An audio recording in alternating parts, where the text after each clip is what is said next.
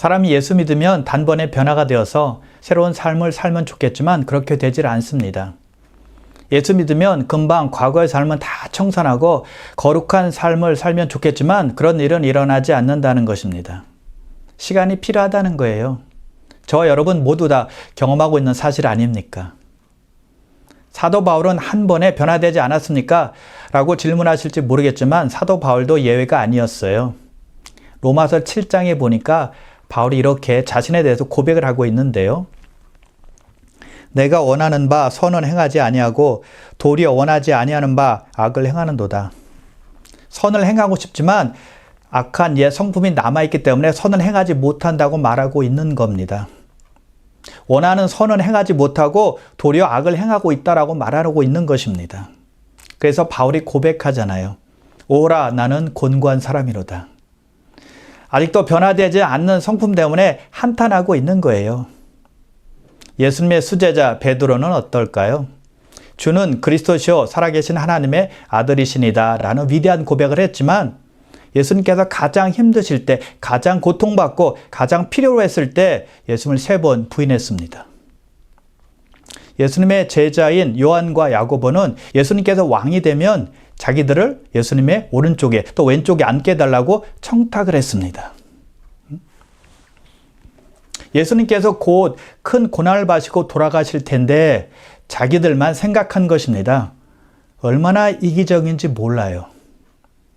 그래서 사람은 믿더라도 금방 변화되지 않는다는 것입니다. 저절로 새롭게 되거나 거룩하게 되지는 않는다는 거예요.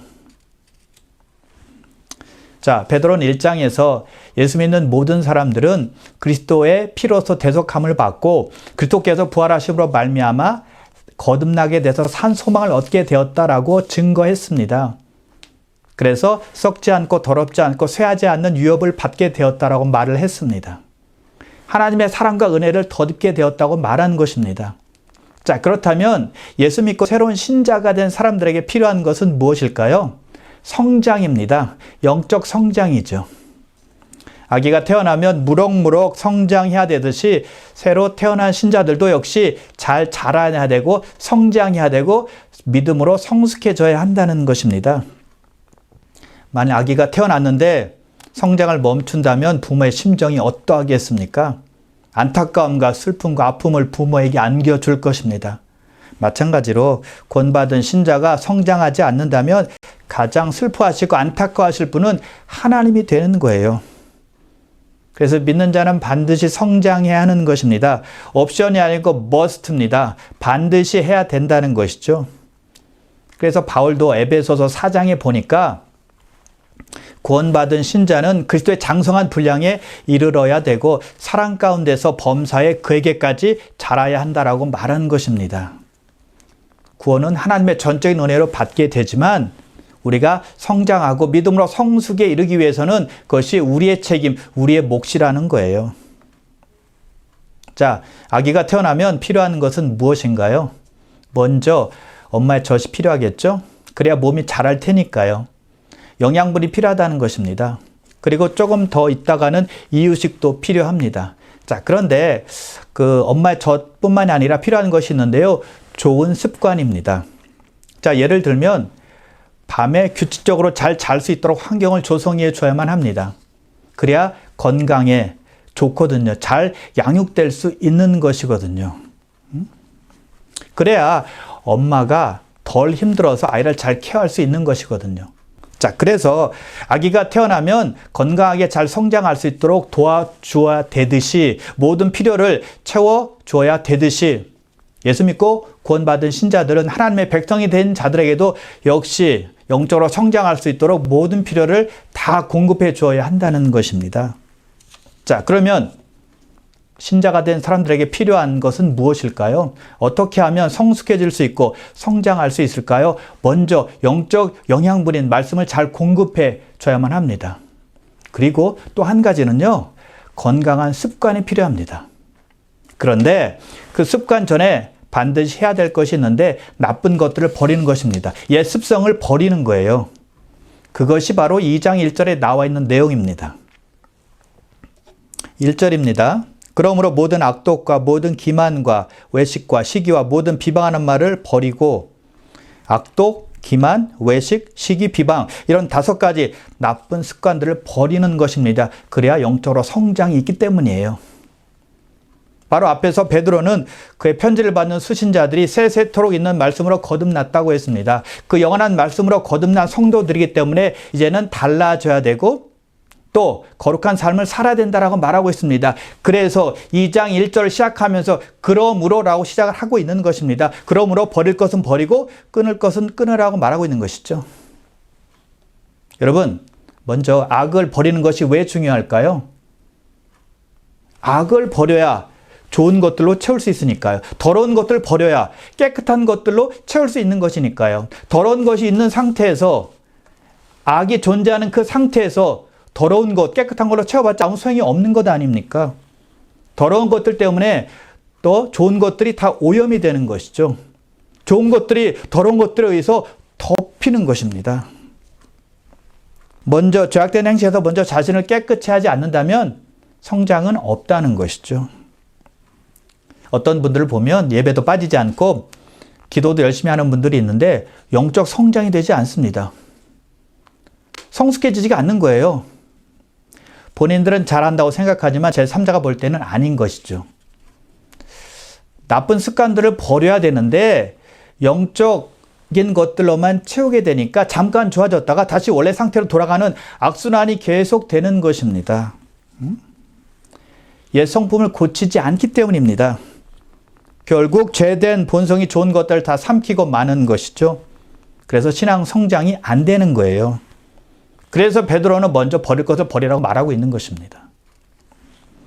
자, 먼저 악독입니다. 악독을 버리라 라고 말하고 있습니다.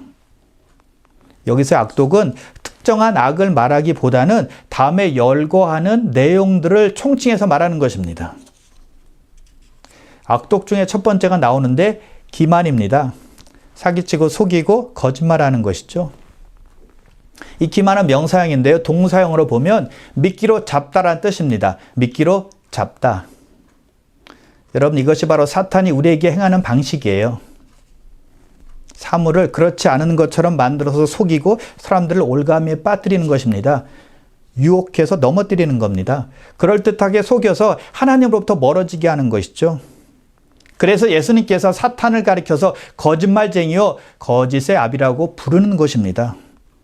멋있게 치장을 하지만 실제로는 우리를 유혹하기 위한 광명한 천사로 나타나는 것입니다. 에덴 동산에서 하와를 그렇게 유혹해서 넘어뜨린 것 아닙니까? 달콤한 말로 속여서 선악과를 따먹게 했죠. 그럴듯하게 거짓말하는 것입니다. 기만이에요. 신약에 보면 그런 분들이 나오죠. 아나니아와 삽비라입니다. 자기 땅을 팔아서 사도들에게 가져와서 말했습니다. 근데 거짓말로 땅값을 속인 것입니다. 기만입니다. 여러분, 그런데요, 우리도 기만에 빠질 수 있다는 걸 꼭 기억해야만 합니다. 우리도 자주 기만하는 거예요. 예를 들면 내가 원하는 것을 얻기 위해서 부정직하게 말한다면 기만이에요. 내 욕심을 채우기 위해서 거짓말한다면 기만이죠.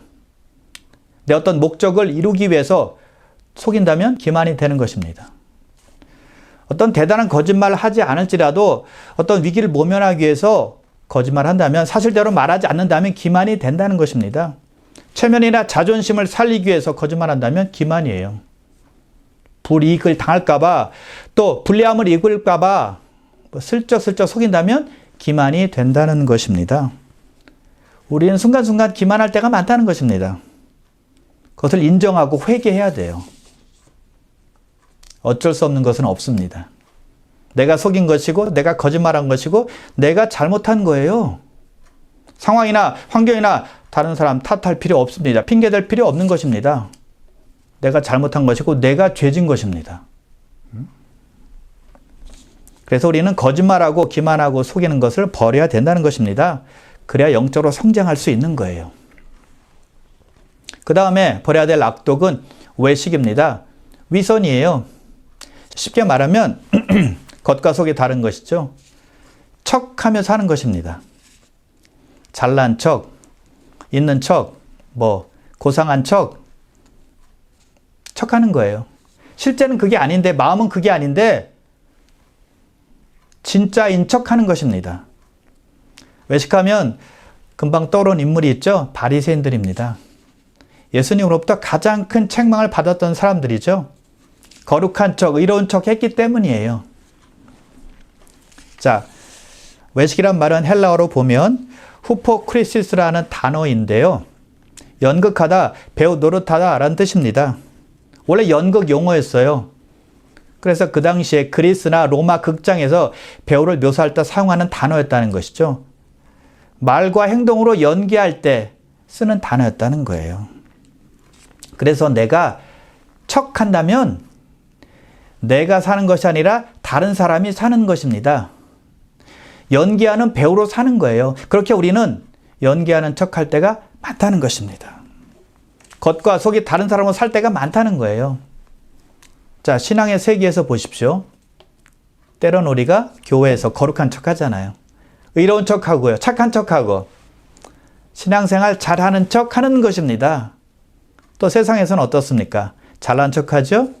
있는 척 하죠? 배운 척 하죠? 고상한 척 하죠? 실제 나는 그게 아닙니다.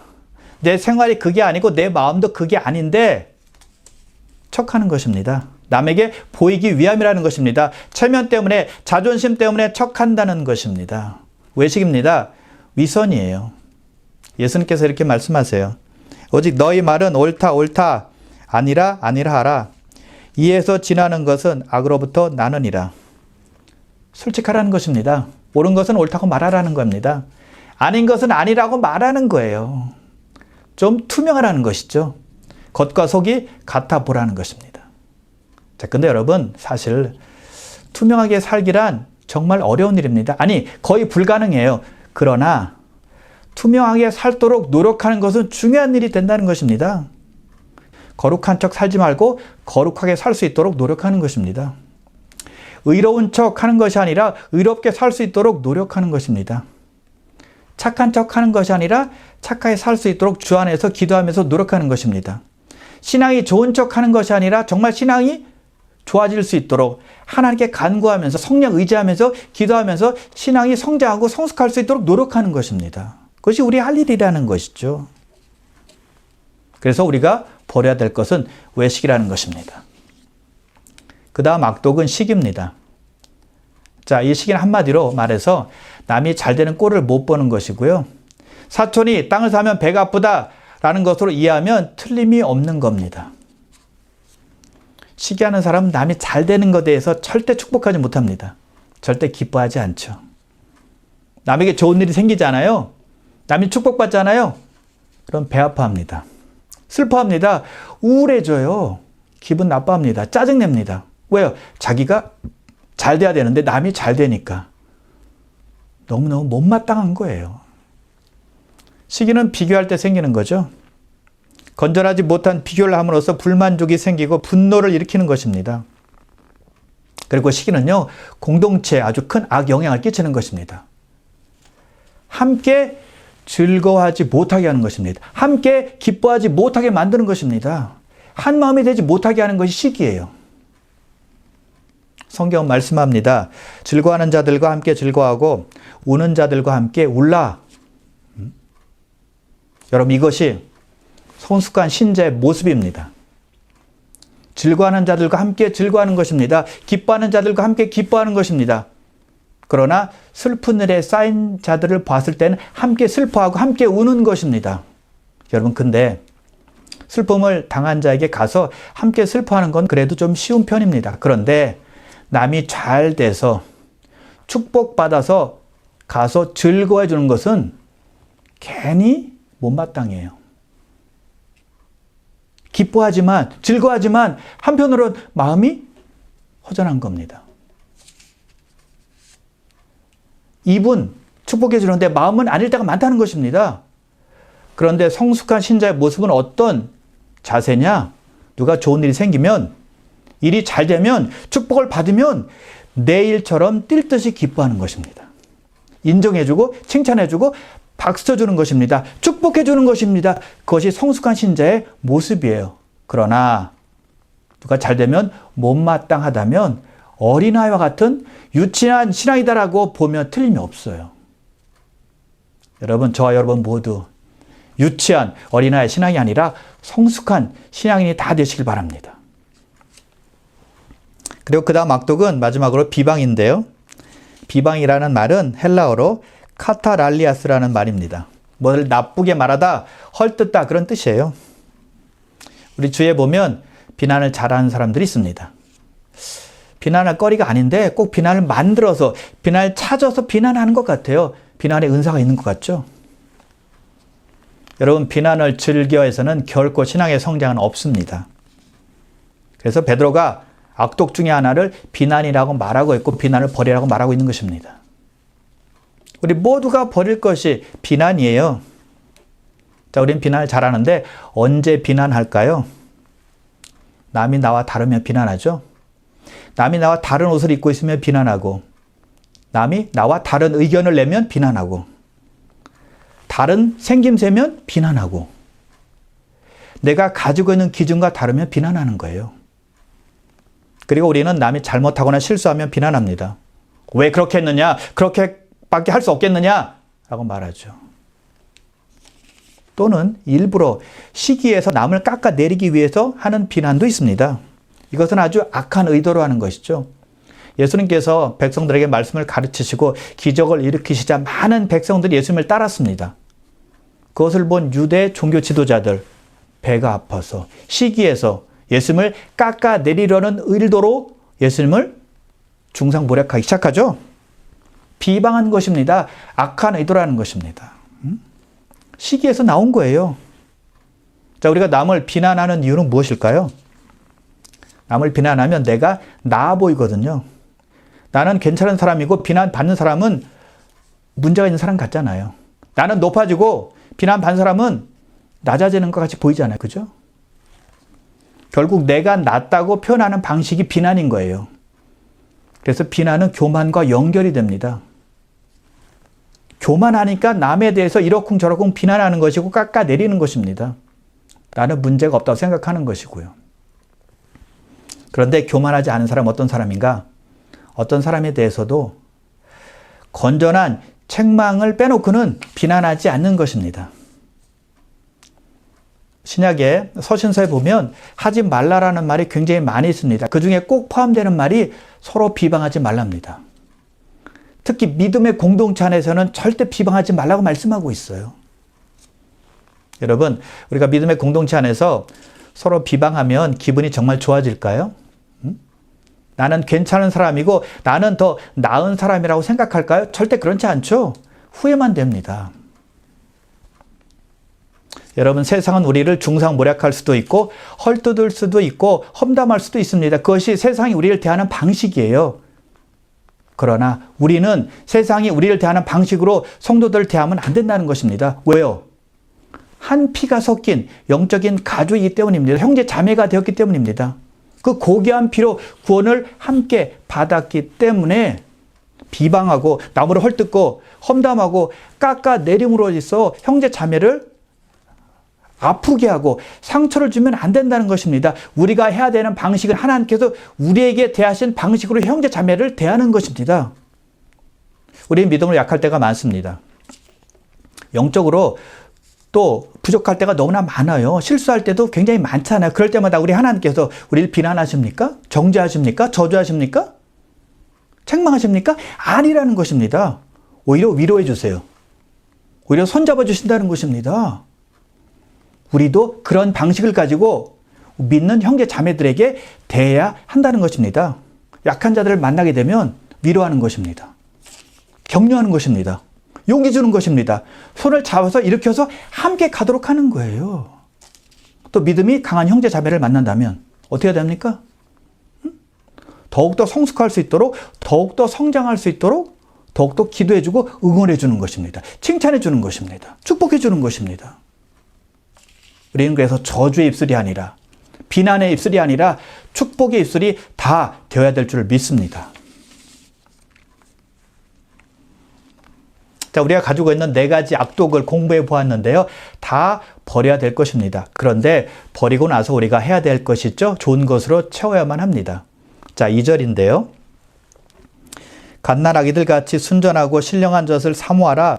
이는 그로 말미암아 너희로 구원에 이르도록 자라게 하려 함이라. 갓난아기들이 한 가지 원하는 것이 있죠. 엄마의 젖입니다. 마찬가지예요. 예수 믿고 신자가 된 성도들이 해야 될 일, 사모해야 될 일, 신령한 젖, 하나님의 말씀이라는 것입니다. 아무리 강조해도 지나치지 않아요. 갓난아기가 엄마의 젖을 사모해서 먹어야 살 수 있듯이 예수 믿고 하나님의 백성이 된 사람들은 하나님의 말씀을 사모하고 하나님의 말씀을 먹어야 살 수 있다는 것입니다. 새가 된 지 이제 한 달이 지나고 있습니다. 아직 새 결심을 하지 않은 분들 성경 통독 결심해 보시길 바랍니다. 그래서 매일매일 하나님의 말씀을 먹고 읽고 묵상함으로 새로운 삶, 또 풍부한 삶을 살아가시기를 주님의 이름으로 축복합니다. 자, 그런데 왜 우리가 하나님의 말씀을 사모해야 할까요? 베드로가 이렇게 말씀하고 있죠. 이는 그로 말미암아 너희로 구원에 이르도록 자라게 하려 함이라. 말씀이 우리를 온전한 사람으로 자랄 수 있도록 돕기 때문입니다. 신앙 성장의 필수 조건이 말씀이라는 거예요. 말씀이 없이는 성장이 안 됩니다. 말씀이 없이는 믿음이 자라나지 않는 것입니다. 그래서 우리 안에 말씀을 채워 넣어야 한다는 것입니다. 시편 기자가 순금보다 하나님 말씀을 더 사모하라 라는 뜻이 바로 이런 뜻이에요.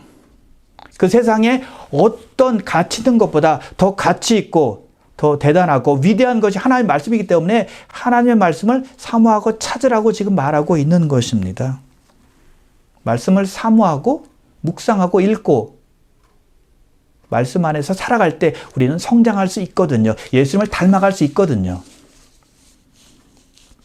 자, 우리가 하나님의 말씀을 사모해서 성장하고 자라가 되는 이유가 있습니다. 3절인데요. 너희가 주의 인자하심을 맛보았으면 그리하라. 우리가 하나님의 말씀을 사모하고 찾아야 되는 이유, 우리가 영적으로 성장해야 되는 이유, 우리가 예수님을 닮아야 되는 이유 한 가지라는 것입니다. 하나님의 선하심을 맛보았기 때문에, 하나님의 인자하심을 경험했기 때문이라는 것입니다. 아니, 지금도 맛보고 있고 경험하고 있기 때문이라는 것입니다. 하나님의 사랑과 하나님의 은혜가 지금도 우리 삶 속에 임하고 있기 때문이라는 거예요. 하나님의 선하심과 하나님의 인자하심을 우리가 만지고 있고 느끼고 있고 우리가 경험하고 있기 때문에, 그런 축복이 우리 안에 있기 때문에 아기가 엄마의 젖을 사모하는 것처럼 예수 믿는 우리가 하나님의 가족이 되었기 때문에 하나님의 말씀을 더욱더 사모하고 적극적으로 열정적으로 찾아야 된다는 것입니다. 하나님의 선하심을 맛보셨습니까? 그렇다면 악은 모든 모양이라도 다 버리시고 말씀을 더욱더 사랑하고 뜨겁게 사모하심으로 말미암아 말씀 안에서 더욱더 성장하고 성숙해지시기를 주님의 이름으로 축원합니다.